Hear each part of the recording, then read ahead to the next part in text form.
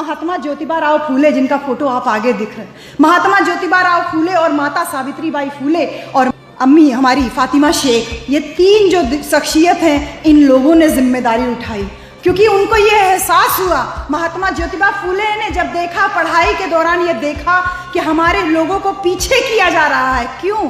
क्योंकि वो शिक्षित नहीं है। खुद ज्योतिबा फूले के साथ में जब जाति का भेद होता है, ब्राह्मण समाज की शादी में वो जाते हैं और उस शादी में उनको बेइज्जत करके निकाल दिया जाता है, जबकि वो सर पे पगड़ी बांधे हुए होते हैं, सफ़ेद का कपड़ा, अच्छा कपड़ा पहने होते हैं, लेकिन इसके बावजूद कहा जाता है कि ये शूद्र जाति का है, नीच जाति का है, ये बारात में हमारे साथ नहीं चल सकता है।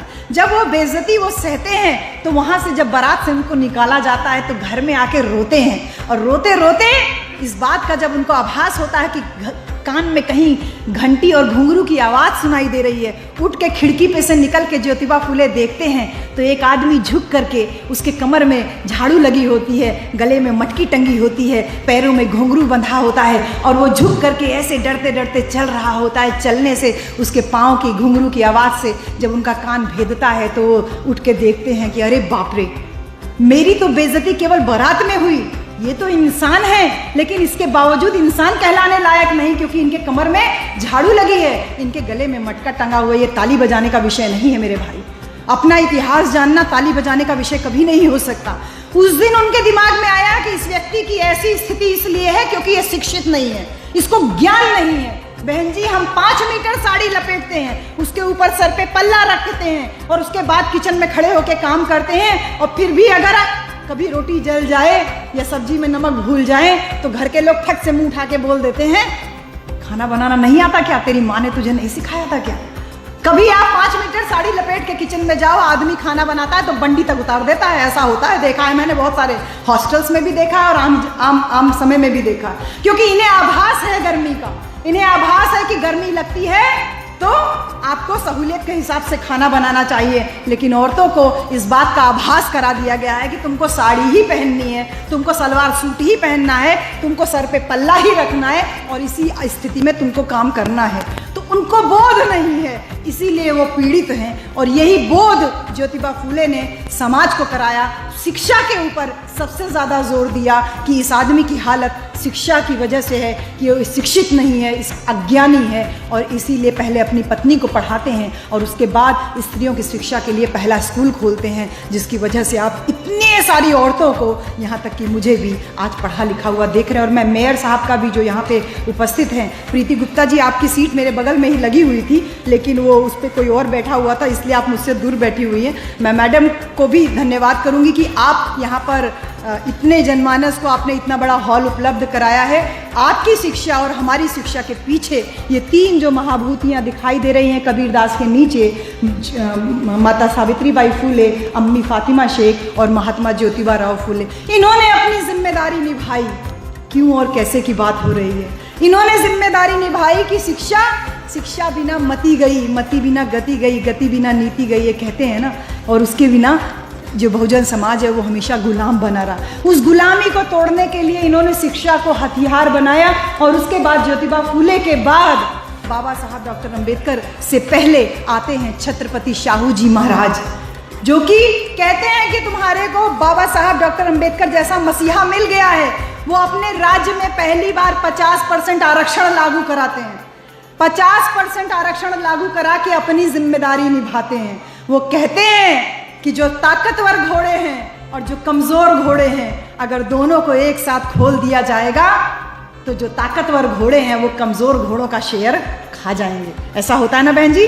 3-4 बच्चे हैं, अगर एक साथ उठा के कुछ भी लैया उया रख दीजिए तो जो मोटा बच्चा होता है वो फट से जाके लपक के सारा खा लेता है, तो जो कमज़ोर है वो रह जाएगा। इस बात को छत्रपति शाहू जी महाराज अपने दिमाग में रखते हैं और वो काम करते हैं 50% आरक्षण लागू करने का, कि जो निचले तबके के लोग हैं, जो कमज़ोर लोग हैं, वो मुख्य धारा में आए। अपनी जिम्मेदारी निभाते हुए उन्होंने समाज में बराबरी स्थापित करने का काम किया। और इसके साथ ही साथ बाबा साहब डॉक्टर अंबेडकर को वजीफ़ा पे विदेश पढ़ने के लिए भी भेजा। ये महान विभूतियाँ अपनी अपनी जिम्मेदारी निभा रही थी। किसके लिए? वही स्वर्णिम मौर्यकालीन स्वर्णिम भारत के निर्माण के लिए। कैसे हो और क्यों हो? आवश्यकता थी कि गले में मटका टंगा है, उसको हटना चाहिए। कैसे हो? शिक्षा के द्वारा हो। वो सवाल भी दे रहे थे और जवाब भी साथ ही साथ देते हुए चले जा रहे थे। उसके बाद आते हैं बाबा साहब डॉक्टर अंबेडकर।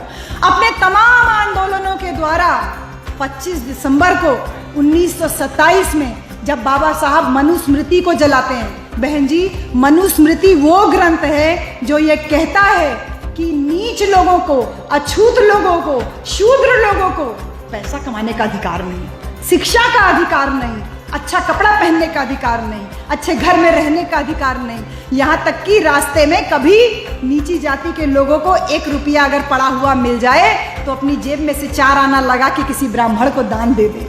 यानी उनको पैसा भी रखने का अधिकार नहीं था मेरे भाइयों। उनको जब बाबा साहब डॉक्टर अंबेडकर जब उस धर्म ग्रंथ को आग लगाते हैं जिसमें कहे थे कि औरत अगर पढ़ेगी तो नरक में जाएगी, औरत अगर आदमी मर जाए तो औरत को सती हो जाना चाहिए, आदमी मरे तो औरत को सती हो जाना चाहिए, लेकिन औरत मरे तो आदमियों के लिए क्या लिखा था कि धोती सूखने से पहले औरत का अंतिम संस्कार करके आइए और धोती सूखने से पहले आदमी को दूसरा ब्याह कर लेना चाहिए। ऐसे धर्म ग्रंथ को जब बाबा साहब डॉक्टर अंबेडकर आग लगाते हैं तो वो आपको और हमको संदेश देते हैं कि तुम्हें भी अपनी जिम्मेदारी निभानी है। आज जो काम मैं करके जा रहा हूँ मनुस्मृति को दहन करने का, ये एक बहुत सोचा समझा काम है और एक बहुत सोची समझे समय से जो किया हुआ रुका हुआ काम था मेरे जीवन का, वो मैं कर रहा हूँ और आपको संदेश दे रहा हूँ कि ऐसा कोई भी धर्म ग्रंथ तुमको मानने की जरूरत नहीं है जिसमें तुमको गुलाम बनाने का साजिश किया जा रहा हो। ऐसे बाबा साहब डॉक्टर अंबेडकर चावदार तालाब पानी के लिए सत्याग्रह करते हैं, मंदिर के लिए सत्याग्रह करते हैं, मंदिर में प्रवेश का आंदोलन करके ये साबित करते हैं कि तुम्हारी हैसियत जो तुम खुद को हिंदू बने घूमते हो, अगर तुम हिंदू हो तो तुमको मंदिर में प्रवेश का अधिकार क्यों नहीं देते। ये तमाम महापुरुष अपनी जिम्मेदारी निभा रहे थे कि सम्राट अशोक का जो स्वर्णिम अध्याय था भारत का, उसको पुनः कैसे लिखा जाए। अपनी जिम्मेदारी निभाते हुए बाबा साहब को जब संविधान लिखने का मौका मिलने वाला था तभी ये तथाकथित लोग बोले, जो यहाँ पे ओबीसी समाज बैठा हुआ है, अनुसूचित वर्ग बैठा है, ट्राइबल्स बैठे हैं और इसके साथ ही साथ जो मुसलमान समाज बैठा हुआ है, कुछ लोगों ने उस समय चैलेंज दिया बाबा साहब को, अरे ये तेली तमोली कुनबी कुनभटों को क्या संसद में जाके हल चलाना है। जब वो ये कह रहे हैं तो अपनी अपनी हैसियत आंक लीजिए मेरे भाई। तेली तमोली कुनबी कुनभटों को क्या संसद में जाके हल चलाना है। बाबा साहब डॉक्टर अंबेडकर तुम्हारे लिए संविधान सभा की खिड़की दरवाजे तो क्या रोशनदान तक बंद हैं, हम तुमको संविधान नहीं लिखने देंगे। इतनी मुश्किलों का सामना करते हुए, इतने विरोधों का सामना करते हुए बाबा साहब को मौका मिला मुसलमानों की वजह से। यहाँ जितने मुसलमान भाई मौजूद हैं, मैं आपको शुक्रिया अदा करती हूँ कि आपकी वजह से आपने बाबा साहब को बंगाल की जयसूर और खुलना सीट से चुन करके जो बाबा साहब को संसद में भेजे, जिसकी वजह से बाबा साहब को संविधान लिखने का अवसर प्राप्त हुआ, वो अवसर को बाबा साहब ने हाथ से जाने नहीं दिया। वही स्वर्णिम अध्याय को वापस बुद्ध की शिक्षाओं को भारत के संविधान में लिख करके एक एक पाणातिपाता वेरमणि, हिंसा नहीं करेंगे, अदिन्न दाना वेरमणि, चोरी नहीं करेंगे, कामेशु मिच्छाचारा वेरमणि, व्यभिचार नहीं करेंगे, मूसावादा वेरमणि, झूठ नहीं बोलेंगे, और सुरा मेरई मज्ज पमाद ठाना वेरमणि, यानी किसी भी प्रकार का नशा नहीं करेंगे। ये 5 शील बुद्ध की शिक्षाओं का भारत के संविधान में है कि नहीं है। हिंसा करेंगे तो दफा 302, चोरी करेंगे तो 420, व्यभिचार करेंगे 376। ये सारी शिक्षाओं को बुद्ध की अपनी जिम्मेदारी समझते हुए बाबा साहब ने संविधान में लिखा। और उसके बाद बाबा साहब के बाद मान्यवर कांशीराम से लेकर के बाबू जगदेव प्रसाद कुशवाहा, महामना राम स्वरूप वर्मा, ये सारे महापुरुष अपनी अपनी जिम्मेदारी समझे। और बाबू जगदेव प्रसाद कुशवाहा ने तो खुले तौर पे बोला कि 100 में 90 शोषित हैं, जो आप लोग बार बार सुन रहे हैं, 90 भाग हमारा है, वो 90 शोषित हैं। आपको आपकी संख्या का एहसास करवाया सबसे पहले बाबू जगदेव प्रसाद कुशवाहा ने कि तुम 100 में 90 हो, अपनी शक्ति का एहसास करो। वही शक्ति का एहसास पेरियार ललाई सिंह यादव आपको करवाते हैं जब वो कहते हैं कि बलिदान न सिंह का होते सुना, बकरे बलिवेदी पे चढ़ाए गए, विषधारी को दूध पिलाया गया और केचुए कटिया में फंसाए गए, बलवान का बाल न बांका भया, कमजोर ही सदा सताए गए। उसी संख्या की बात पेरियार लाल यादव भी कर रहे हैं कि अपनी संख्या को पहचानो, अपनी शक्ति को जानो, और उसी शक्ति को मान्यवर कांशीराम जब कहते हैं वोट हमारा राज तुम्हारा, नहीं चलेगा नहीं चलेगा, कह रहे हैं जिसकी जितनी संख्या भारी उसकी उतनी हिस्सेदारी। ये तमाम जो नारे हमारे महापुरुषों ने आपको और हमको दिए, ये ताली बजवाने के लिए नहीं थे मेरे भाई, ये सोचने के लिए थे। इन नारों को कैसे अमल में लाया जाए इसके लिए थे। आज इस चिंतन शिविर की आवश्यकता क्यों पड़ी?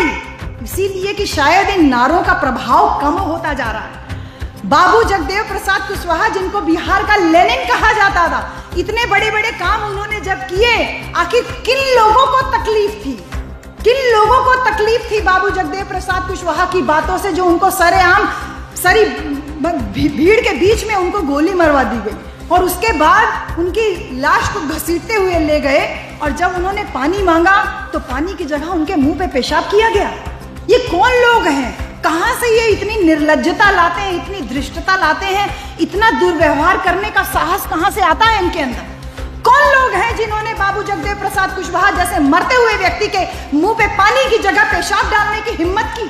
वो कौन लोग हैं जब कर्पूरी ठाकुर, जो उनके प्रभाव में आने के बाद बिहार में मुख्यमंत्री बनते हैं, तो वो कहते हैं अरे कर्पूरी कर्पूरा छोड़ो गद्दी थामो उस तरह। कौन लोग हैं जो हमको हमारी जाति से ऊपर नहीं उठने देना चाहते? उत्तर प्रदेश में राम नरेश यादव जी मुख्यमंत्री बनते हैं तो कहते हैं अरे राम नरेश यादव वापस जाओ और जाके अपनी भैंस चराओ। कौन लोग हैं मेरे भाई? अपने आप को तुम इतना ऊंचा कैसे मान रहे हो आज कि तुम मौर्य हो, तुम कुर्मी हो, तुम यादव हो, तुम लुहार हो, तुम कहार हो, सुनार हो, और एक गधे कुछ मूर्ख आजकल द ग्रेट चमार भी बोलने लगे हैं। ग्रेटनेस जाति में नहीं है। ग्रेट तो थे ना, ग्रेट 3 ही लोग हुए हैं दुनिया में, इस बात को ध्यान रख लीजिए। Ashoka the great, Akbar the great, Alexander the great, तीनों ए से नाम शुरू होता है। महान केवल ये 3 लोग थे। लेकिन ये कौन लोग हैं जिनको इन महानता से परेशानी है? कौन लोग हैं जिन लोगों ने नालंदा विश्वविद्यालय को आग लगाई? कौन लोग हैं जो ज्योतिबा फूले जब बात करते हैं कलम कसाई की, कि आप लोगों के बच्चों को आगे बढ़ने से रोकते हैं, ये कलम कसाई नाम देते हैं ज्योतिबा फूले, कि तुम्हारे इंटरव्यू में नंबर काट देंगे, प्रैक्टिकल में नंबर काट देंगे। ये कौन लोग हैं जो कलम कसाई बन रहे हैं? ये कौन लोग हैं जो कह रहे हैं कि राम नरेश यादव वापस जाओ, जाके अपनी भैंस चराओ? कौन लोग हैं जो अखिलेश यादव जी जब मुख्यमंत्री का आवास खाली किए तो उनके घर को न केवल गंगा जल से धुलवाया गया बल्कि बनारस से ब्राह्मण बुलवा करके पंचगव्य, जिसको गाय का गोबर, घी, मूत्र, पता नहीं क्या क्या चीज होता है उसमें, उससे जाके घर को पवित्र कराया गया। आखिर ये कौन लोग हैं? कहां से लाते हैं इतनी हेटरेड, इतनी नफरत? और किसके प्रति? जो 100 में 90 शोषित हैं, जिनका 90 भाग है, जो मेजॉरिटी है, उनके खिलाफ ये मुट्ठी भर लोग इतनी नफरत कहां से लेकर के आते हैं? ये क्यों लेकर के आते हैं? कैसे लेकर के आते हैं? और इसको कैसे दूर कर सकते हैं? ये चिंतन की बात है। सोचिए, विचारिए। श्रेष्ठता इसमें नहीं है कि तुम किस जाति में जन्म लिए हो मेरे भाई। श्रेष्ठता इसमें है कि ऐसे लोग जो बिहार के लेनिन के सरेआम गोली मारते हैं, क्यों दिक्कत है ऐसे लोगों से? क्यों दिक्कत है आपको हमारा शेयर देने में? क्यों दिक्कत है कि हम हकीकत ना जानने पाए? ऐसे लोगों की हकीकत आप जानोगे तब इस चिंतन शिविर का कुछ पर्पज सॉल्व होगा। बहन मायावती जब उत्तर प्रदेश में मुख्यमंत्री बनती हैं तो यहाँ तक कि हमारे समाज में भी लोग इस तरीके की बातें करते हैं, अरे चमैनिया बैठ गई है, अरे चमैनिया बैठ गई। बहन जी को आप चमार जाति से ऊपर सोच ही नहीं पा रहे हो। जैसे आप लोग जब हम लोगों को बुला रहे थे, मैं आई नहीं इसीलिए दीप नारी का भी क्या बोलते हैं, कुछ बोला था आपने, नारी शक्ति का भी भागीदारी होना चाहिए। अरे नारी शक्ति का भागीदारी, महिला प्रतिनिधित्व। बहन जी उत्तर प्रदेश में पूरे सूबे पे 4-4 बार मुख्यमंत्री बने, तो क्या केवल औरतों के ऊपर शासन किया उन्होंने?